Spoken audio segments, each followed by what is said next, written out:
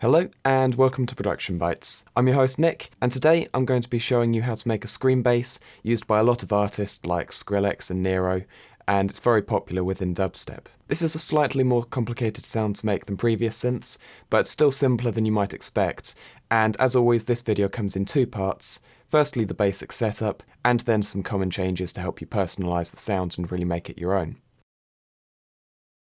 Set the first oscillator to drive 2, and the wavetable position to about 40%, and this will give you a sound like this.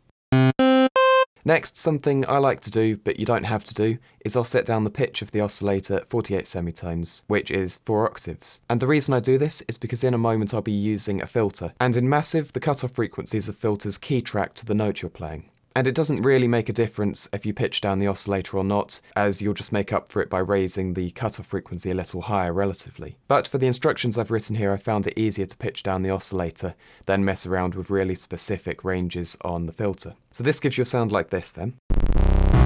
Next, select the first envelope and turn the attack all the way off, turn the decay all the way up, and the decay time to about 40%. You can change these settings around later, but this is just a good point to start with. Next, I'll set the filter to scream, I'll turn the cutoff to 25%, the scream all the way down, and leave the resonance at 50%. Then I'll put on the envelope to the cutoff and turn that all the way up, and the envelope to the scream and turn it just above 50%. And that will give you a sound like this now.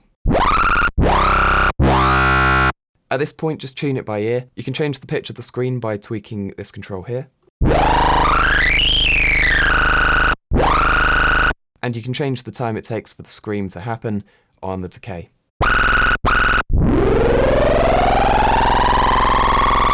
But that's a really good starting point for the sound. It's nice and clean, and you can do a lot with it from here. Now that we've got the basic sound, here are the different tweaks you can make to it. Firstly, you can change the oscillator waveform. This is one of the biggest changes you can make for this sound, and some waveforms will work a lot better than others, and some will also sound great when you automate their parameters with the first envelope.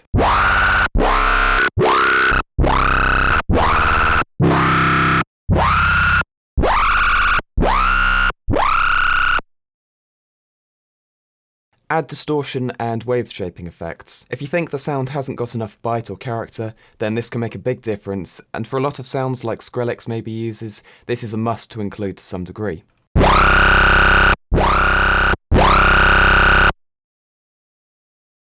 The sound is naturally quite low end heavy, and if you want to get a clean sound but need more top end, then you can just head for the EQ section, cut the low end, and get a little more presence from that.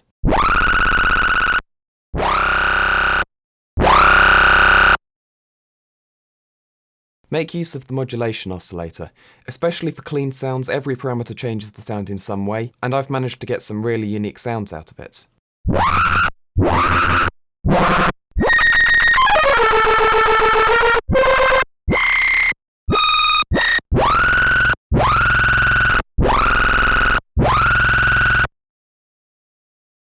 Key track the scream control.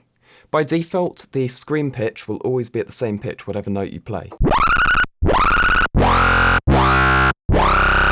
However, if you take off the modulation on the scream, then grab the key track control and put it on all the way up, the pitch of the scream will now move relative to the pitch you're playing in. This is something that Nero did in their track Crush on You, for instance.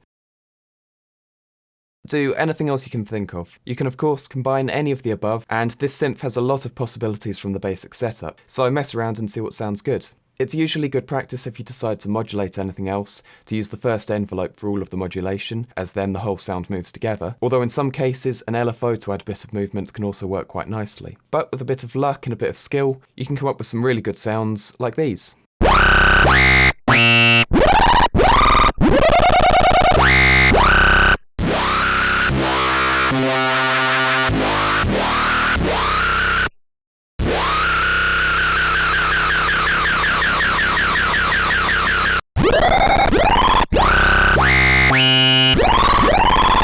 Thanks a lot for watching this episode of Production Bytes. I hope this tutorial has been useful to you. If you've got any requests or questions, then pop them down in the comments below or come and join the conversation on our Facebook page.